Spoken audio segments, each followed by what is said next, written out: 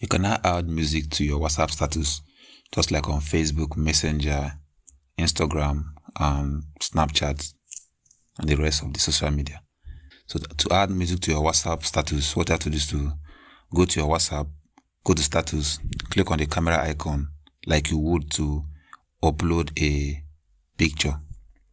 After that, you're going to see a music icon at the top. You click on it. You can now search any music of your choice and select it. It will be on your status.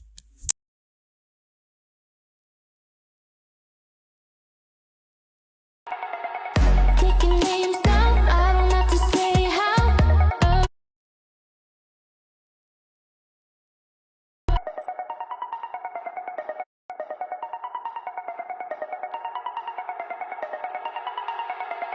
Taking